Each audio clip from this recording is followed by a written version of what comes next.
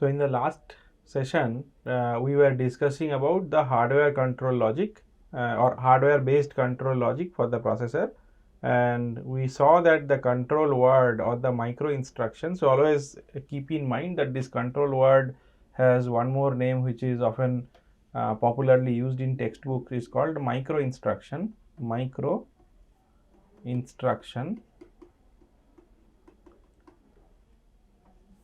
This micro instruction is a bit sequence, and depending on every bit, right, depending on wherever whatever the position of that particular bit is in the bit vector, rather, some components are controlled, right, and there could be certain control inputs to every component. By component I mean the different entities in our processor circuit, which could include counters, registers, ALUs and so on, right. So all of these components is going to have some control inputs, and by the control word we basically kind of use it to control them, and the collection of all these control bits is going to constitute of the micro instruction or the control word, whatever you want to call.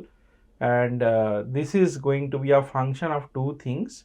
One is the instruction itself, because given what is the instruction we are trying to execute, we may end up in a different sequence of micro instructions. And the other thing that we also need is that as we by now we know that a given instruction is going to be executed in a few cycles. That is the kind of instruction that is the kind of architecture that we are looking at. These are called multi-cycle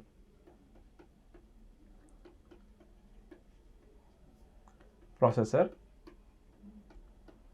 So you will come across various such things. If you want to take up a course on purely computer architecture, you will see single cycle processors, multi-cycle processors, pipelined processors and so on. We are not going into that direction.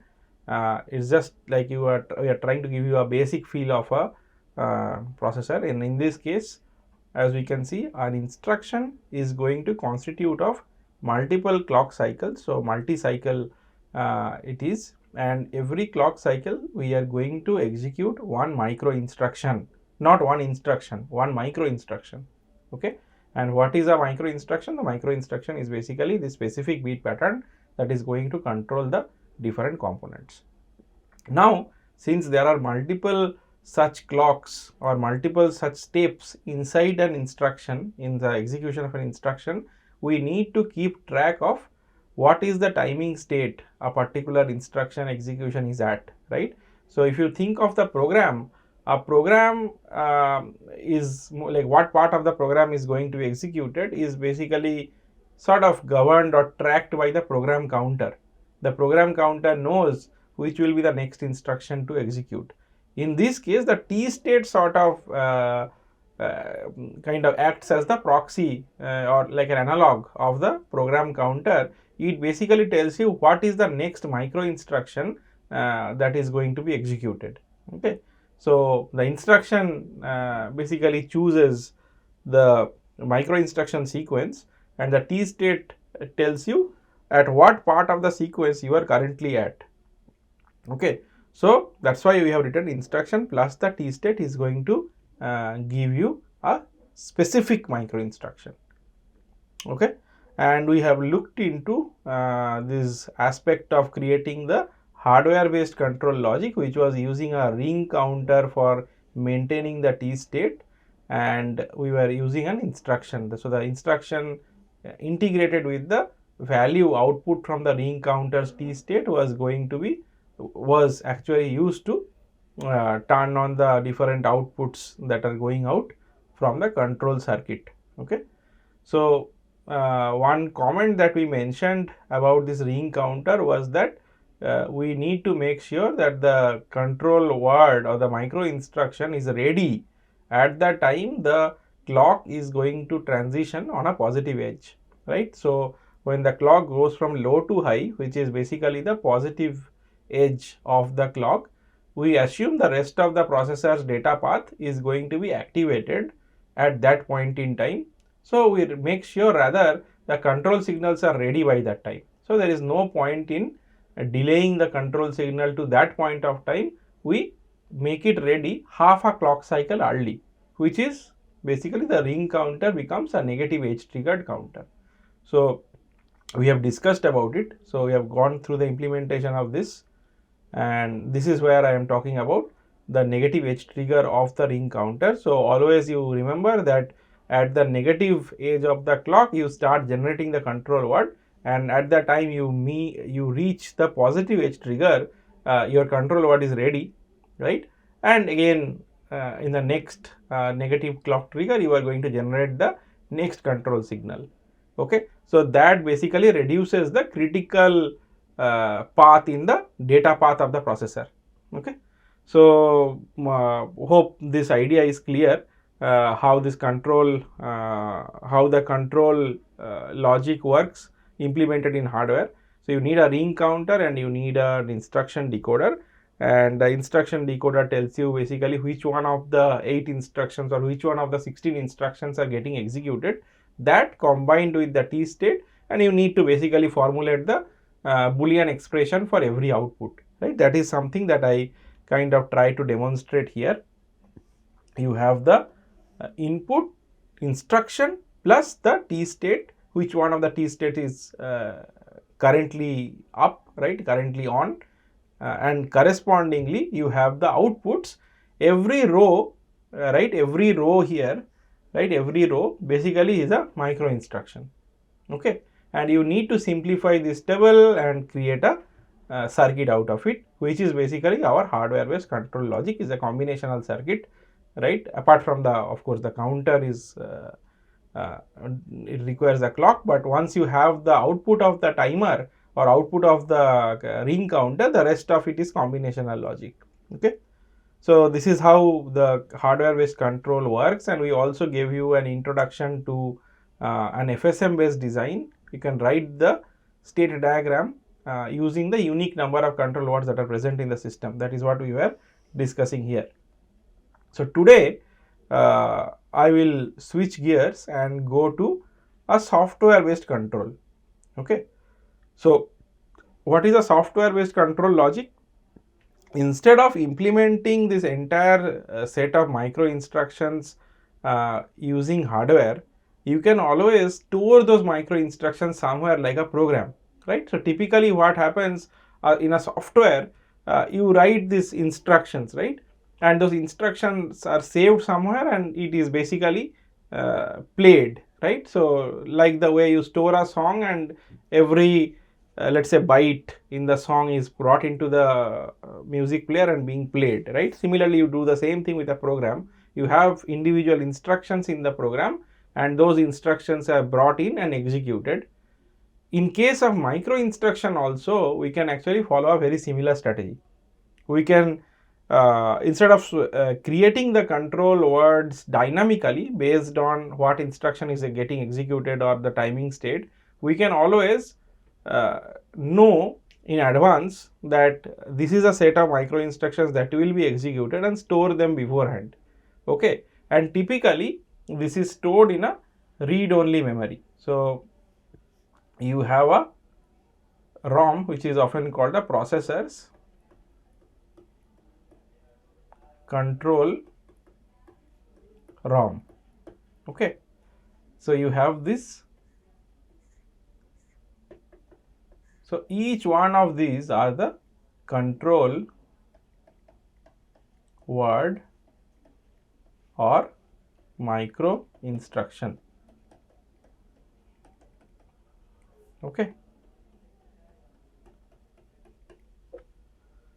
So whatever this huge bit vector we were using 1 0 1 1 and so on. So if you go back here, right, so these are all the different control words that we have been using, and this is exactly what is going to be stored in the processor control ROM. Okay, the reason we are calling it software is because this is like a stored, like the way we have a stored program, we also have a stored sequence of micro instruction.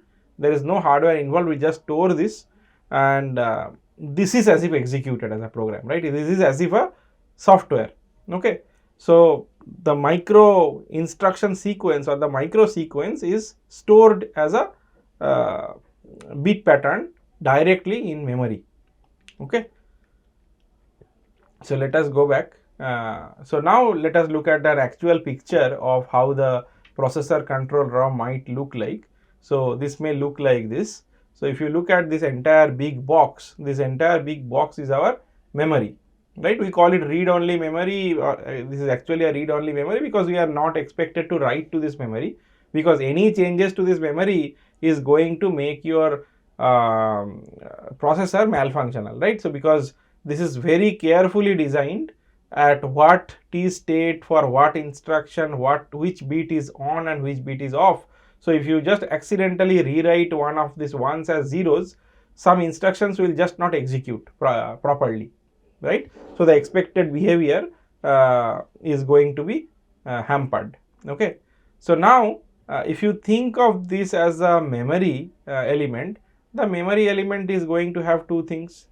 The memory is going to have some data. Of course, the control word or the micro instructions are themselves the data, but at the same time, you also need to look up the memory, because memory doesn't make sense if you cannot really read from the memory or write to the memory, right? In this case, we are going to only read from the memory, but even to read from the memory, you need to have this address, right? Otherwise, it is not possible to read anything.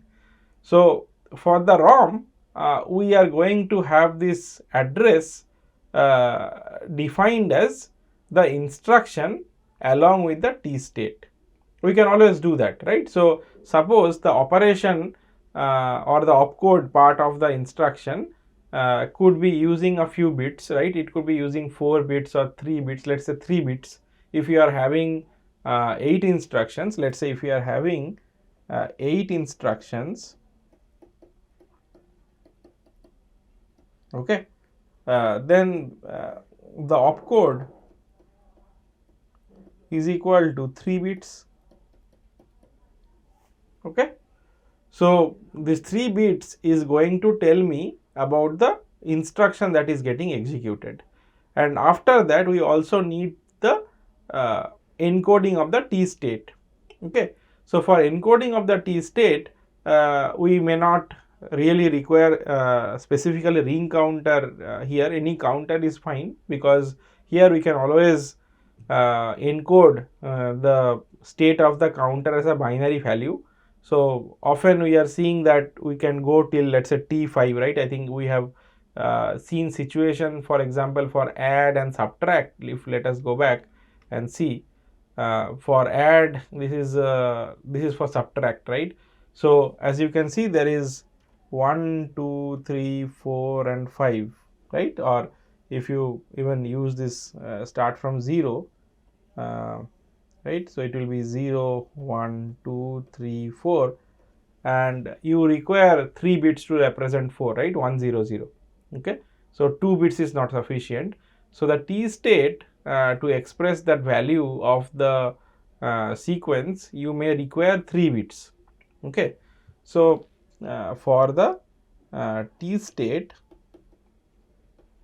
it may require 3 bits again.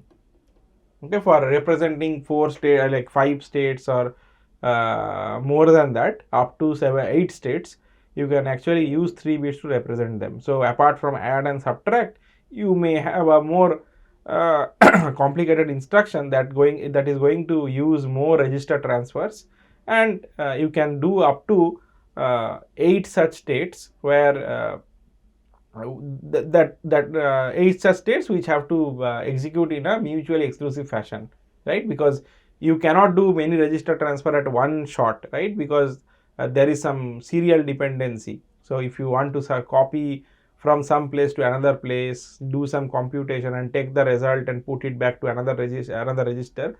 So things have to be done in a serial way, and the maximum number of such states or such instances, let's say, is less than equal to 8, then only we have to use 3 bits for the t state counter. Okay, So it could be a regular counter also, but the number that we are maintaining here is very important.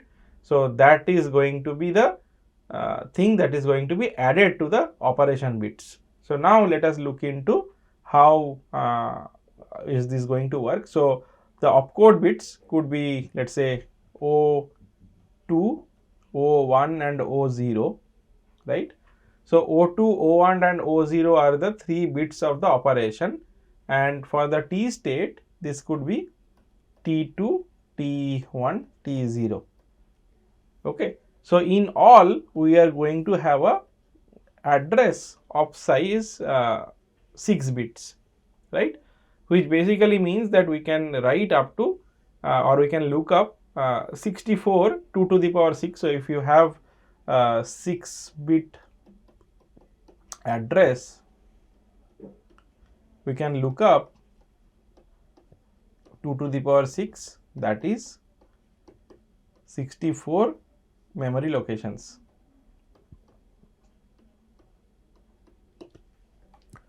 So if you can look up 64 different memory locations, and in each location, if you start thinking, we can actually start storing a micro instruction. Okay. So that's what we have done even in this representative picture. If you see here, right, if you see the first few bytes, right, this is basically going to represent the add instruction. Okay. It's not exactly aligned to the address that we have intended, but just a representative figure. But at least you can understand that, let's say, if the first 3 bits is going to choose the operation of addition, right, the next 3 bits can go through the micro instruction sequence where this is, let's say, T state equal to 0. So if you think of T2, T1 and T0, this could be this is as if 0 0 0, this is 0 0 1 and so on. Okay. Again, this is a representative figure. I am going to show you the actual structure of the ROM very soon, but I think you get the idea. The address that is going to be issued to the processor control ROM is going to be a collection of the operation bits and the T state bits, which could vary depending on the kind of instruction that you are trying to execute. If you have more number of instructions, the number of bits in the opcode is going to increase. So if you are using 4 bits, for example, in the for the operation, is going to be O3 maybe, right? So O3, O2, O1, O0. In that case, you are going to have 7 bits, right? So or 7 bits, right? So 7 bits is equivalent to 2 to the power 7 or 128 different memory locations. Okay. And if you need 4 bits in the T state counter, right, in that case you might have T3, T2, T1 and T0, but I don't think you need something more than that. So often the length of the sequence of the micro instructions are often for the kind of processors that we are talking about should be definitely less than 16, right? So it is going to be a bit rare, or there will be some inefficiency in the design if you need more than 16 T states to execute a certain instruction, right? Maybe it is a better idea to split that instruction into 2 simpler instructions. Maybe you are trying to do something very, very complicated, right? So a good ballpark should be 4 or 5 maximum, right? Not more than that, unless or until you try to do something very complicated. So so hopefully the construction of the address is clear. Now at every location of the address, we are going to simply store the micro instruction that is going to be executed, and if you read that, that is directly the control word. So you don't have to do any sort of hardware logic or anything like that. So you are basically as if dumping the truth table on the ROM. Okay. So we are going to consider our Gajendra CPU, right? That is the CPU that we had been designing, and we are going to the implementation of that currently. So here we have taken the control ROM address. The 4 bits of the opcode, right, because it can be extensible to various instructions even if you do not have that instruction right now, but 4 bit is for the opcode. So you can support up to 16 different instructions.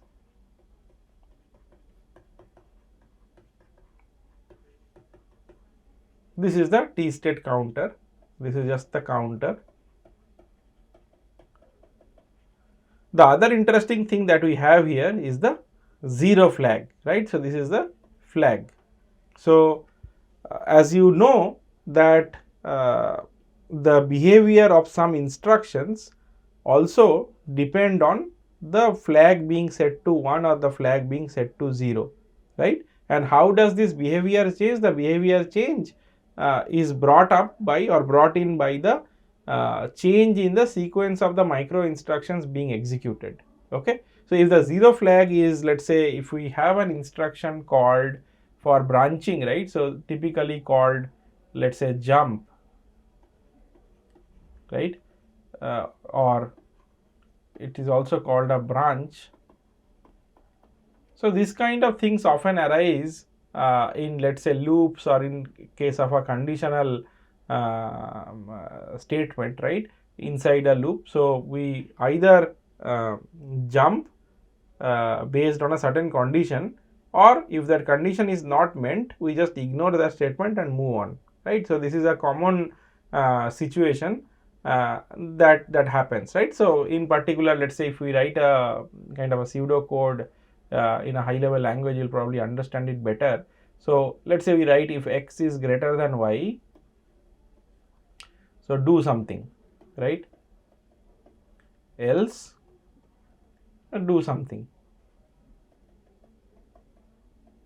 Okay, so now depending on the value of this or the logical value of x greater than y, which is basically a comparator circuit in the ALU, or this could be x minus y. So x minus y is going to be performed, and if it is greater than 0, maybe a carry flag is set, right? If it is less than 0, if it is greater than 0, maybe the carry flag is not set. If it is less than 0, maybe the carry flag is set. Or if you have even something like this, right, x minus y, right, in this case, if x minus y is equal to, or if not minus, you can write x equal to y. So in that case, if you implement this by x minus y, and if x minus y is equal to 0, then the 0 flag is going to be set, right? And if the 0 flag is set, you basically execute this part of the top part of the program, right? So this is basically executed if the 0 flag is set. Because if x equal to y, there will be some computation, the assembly language equivalent is going to either take away y from x, or do some kind of a comparison in between them, and if they happen to be equal, the processor might set the 0 flag to 1. Okay, and depending on that, it is going to execute these statements. Otherwise, it is going to jump to this place, right? So this is executed if the 0 flag, or like the non-zero flag, NZF you can write, is set.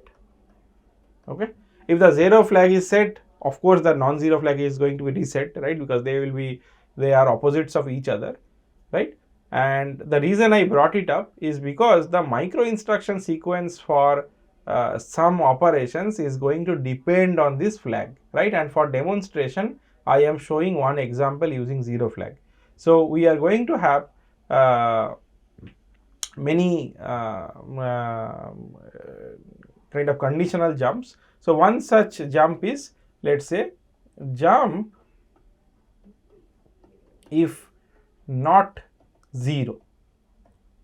Okay, so you often call it, let's say, JNZ.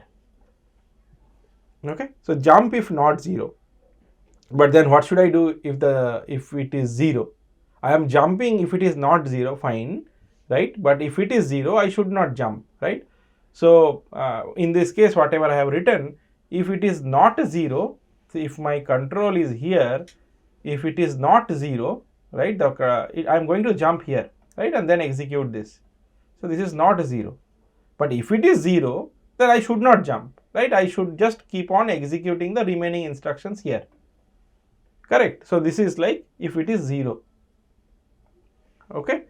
So as you can understand, the implementation of the micro sequence depends on the flag, right? So somehow I need to bring in that concept also, that this JNZ, right? JNZ, whatever is the micro instruction responsible for JNZ, is going to be selected not just based on the instruction and the T state, but also at what context the JNZ is evoked or called.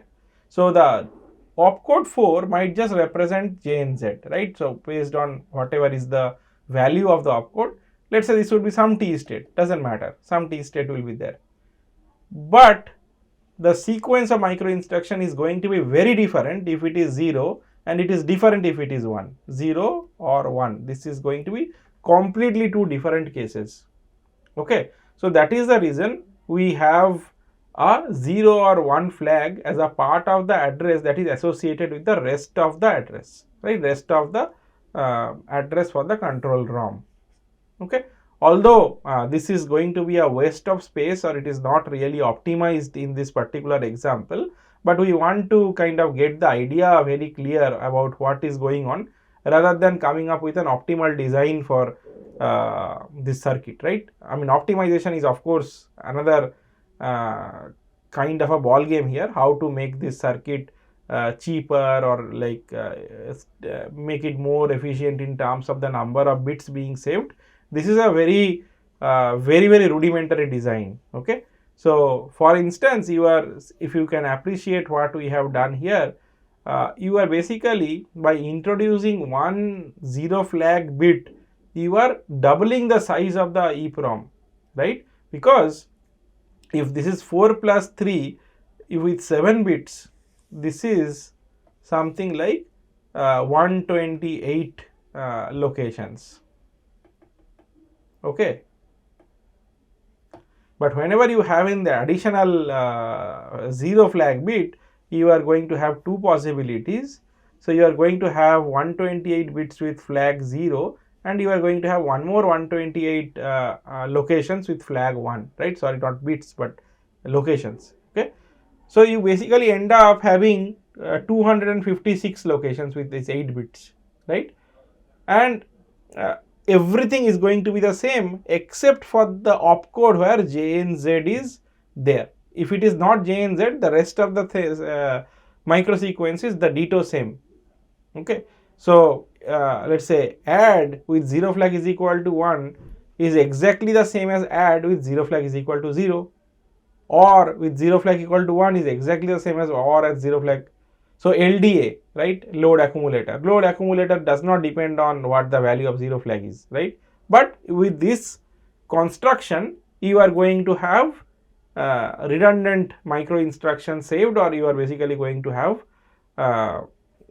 more space required for storing these control words. Okay, so hope this idea is clear. Even if we ignore the 0 flag, we had quite a bit of discussion now based on the 0 flag, but if you ignore the 0 flag also, if you just consider the 4 plus 3, 7 bits representing the address, I hope the idea is clear. Okay, so you need to come up with your own idea or own idea for the for the ROM address structure. Okay, so and then you can proceed, and you can of course try to see that what is a smart way of constructing the address to minimize the number of bits stored in the ROM, right? You don't want to store redundant number of bits. So this is your control ROM. You issue the address and you get the data. What is the data? The data is your micro instruction or the control word. So this goes to the CPU, and this controls all the different components inside the CPU, as we have seen. And how do you generate the address? You generate the address by using the instruction as well as the state counter. We have sort of discussed this, right, earlier. And then you can also have the flag associated with the particular instruction at that point in time, right. So at that point of time, the processor's flag might be some might be some value based on what has gone in previously, what was the instruction that was previously executed, and that could set unset some 0 and carry flags, and the current instruction that you are executing may depend on the on that flag, because there are some instructions that explicitly depend on the value or the flag that has been set. For example, add with carry, right. So add with carry is not only just going to add these two numbers, but also going to take into account the carry value that has been previously set in the status register, okay, or JNZ if you want to do a jump now, but it is going to refer to the previous value of the 0 flag bit that was set or unset based on what computation took place in the previous instruction, okay.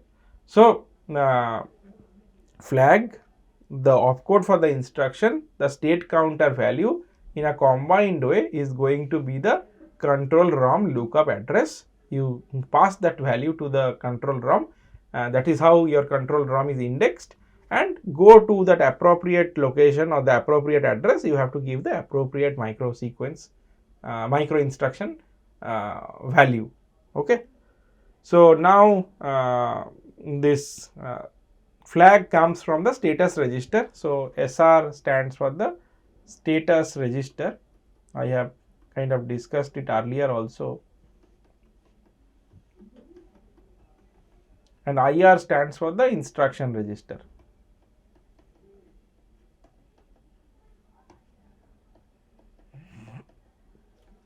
Okay. So the status register and the instruction register are going to give you the flag and the instructions opcode, and internally inside the control logic you can maintain the state counter, which is going to look at what step of the micro instruction sequence you are at. So they are going to tell you the address, and we have already discussed how the control word is looked up. So now we have to come to the definition of the control word. So this is going to vary from your design to somebody else's design, or from processor to processor, based on the number of elements that you need to control, right. Even for a moderately simple processor, the number of control bits can go up to a few tens, right. It could be 30, 40, even 50, right, or even more than that, okay. So in our case, for example, you can see that how many control bits we are using. You can see that, right, it is 1, 2, 3, 4, 5, 6, 7, 8, 9, 10, 11, 12, 13, 14 and 15, okay. So starting from 1 to 15, right. So there are totally 15 control bits that are going to be stored. So if you want to make it align to an integral multiple of bytes, so you can always append something and you can ignore this, right. So this could be the 16th bit, or the most significant bit could be just 0, right. Or if you need something like one more bit could be taken for doing some control logic. So that is unimportant right now. So this is the vector, right, and every bit in the vector has this meaning, okay. So as you can see, the first three from the most significant part of the control word, the first 3 bits refer to the program counter. The first, like 15th, so this bit, right, 15, bit number 15 I'll refer to, controls the increment of the program counter. So if it is 1, the program counter is going to be incremented with the clock, otherwise it is not going to be incremented even if there is a clock, okay. This is for instance, the program counter is writing to the common bus. This is the program counter could be loaded, like there could be some value on the common bus, right, and the program counter is going to be loaded by that value. This is going to happen when? This is going to happen for the jump instructions, So when you decode and try to execute a jump instruction, the jump instruction is basically not going to do any computation. It is just going to change the control flow of the program. So if your program was executing here, the program needs to be jumping and going to this location, right? So that address value that is already there inside the instruction, this address value has to be loaded to the program counter, and the way this is done is the instruction register writes to the common bus, and the program counter is loaded in the by the appropriate part of the instruction that contains the address to jump to. Okay, so this is going to be very important if you want to have a jump instructions corresponding micro instruction, right? So the loading the PC. Then we have these two things for memory, 12th bit and 11th bit, memory out and memory in. So this is like reading and writing from the memory or to the memory directly to the bus. There is one more convention where the memory does not directly write to the bus because there are of course some latency issues that are involved. Typically memory writes to a register called a memory data register, MDR, or memory buffer register, MBR. I mean, they are like synonymous, they are used in various textbooks. So the memory does not directly write to the bus but writes to the memory address register, memory data register, MDR. So instead of memory in and memory out, it can be memory data register in, memory data register out, and you need to handle memory separately. Okay. Then you have the instruction register in and out. Then you have memory address register in. Memory address register out is not there because memory address register directly writes to the address of the memory block in our architecture. Okay, so there is no connection of memory address registers output to the bus. So this is where the control word comes in. It is primarily it is going to control the shared resource across the component, which is the bus, right? So by doing this on and off, we are simply restricting the access of these components to the bus. Then we have the general purpose registers in and out, A, B and C. So this is A, B and C is in and out. And then we have the ALU out. So in our architecture, we have assumed this to be the control word. You can assume it in whatever format or in whatever permutation you feel like, right? So maybe you want to have the if you want to have, let's say, the program counter related things towards the end, right? If you want to have the CPU register related bits in the front, you can always do that, right? So there is no like hard and fast rule that is going to dictate what exactly should be your control word. It is up to you. Okay. So now we have to program the EEPROM, or we can just call it a ROM for now, using the corresponding control words. Okay. So the state counter basically can go from 000 to 111.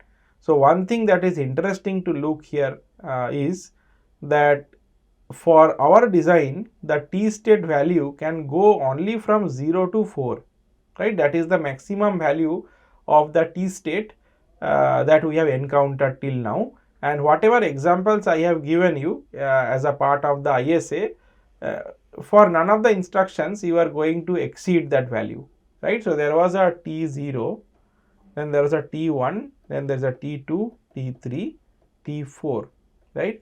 You don't see any T5 or so. Okay, so these values are never going to be generated.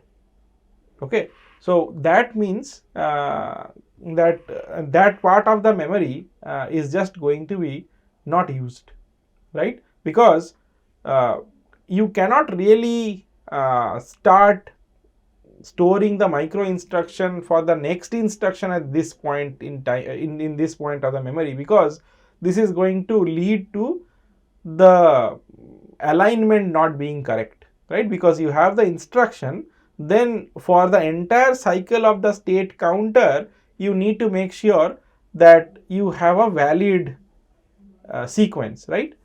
because if you have the, say suppose your instruction was something, right, maybe let's say 0 1 0 1, right, that was our instruction, whatever be the value of flag, let's say this flag is 0. Okay, so and you go from, this is the first address 0 0 1 0 1 0 0 0, right. So if I really write it, so 0 0 1 0 1, this is your instruction, and the t state is 0 0 0. This is your first lookup address. The next lookup address has to be 0 0 1 0 1 0 0 1. Like this, you are going to have 0 0 1 0 1 1 0 0. So this is T4. Okay.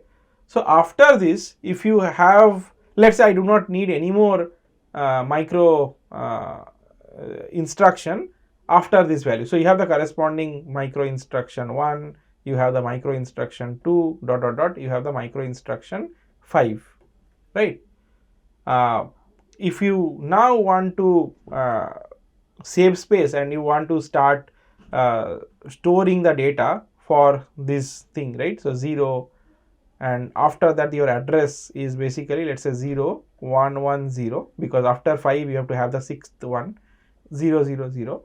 This automatically goes to not the next next location after this, right. It actually skips all those values and goes to a different part of the memory, right, which is much farther away. You can simply calculate and see that 1 0 0, after that there is 1 0 1, after that there will be 1 1 0, then after that there will be 1 1 1, and after that it is going to become 0 0 0, and this 5 is going to be incremented to 6.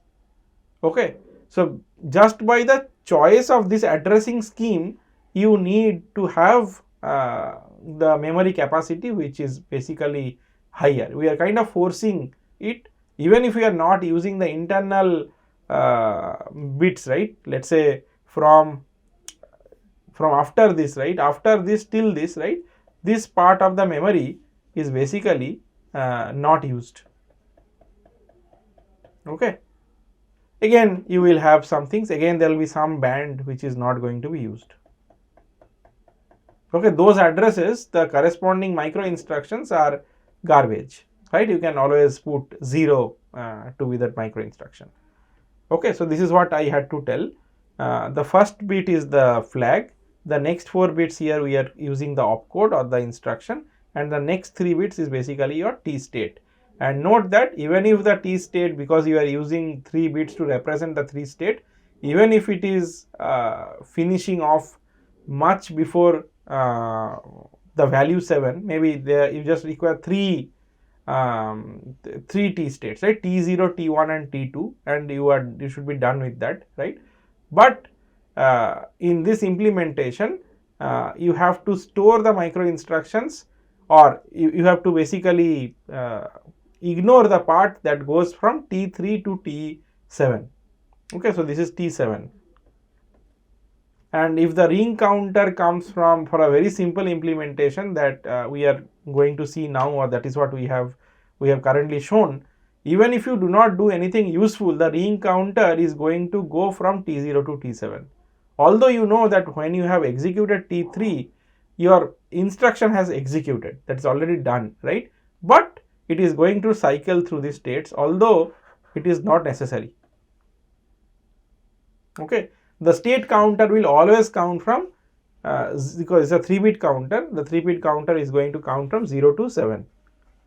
Okay, although you can come up with a mechanism to make it shorter, let's say that is going to have an additional circuit where depending on the instructions you need to reset the counter to 0, reset the state counter to 0. Okay, otherwise if there is no intelligent mechanism, 50% of the clock cycle can be simply wasted, because you have 4 useful t states, and this could be just useless.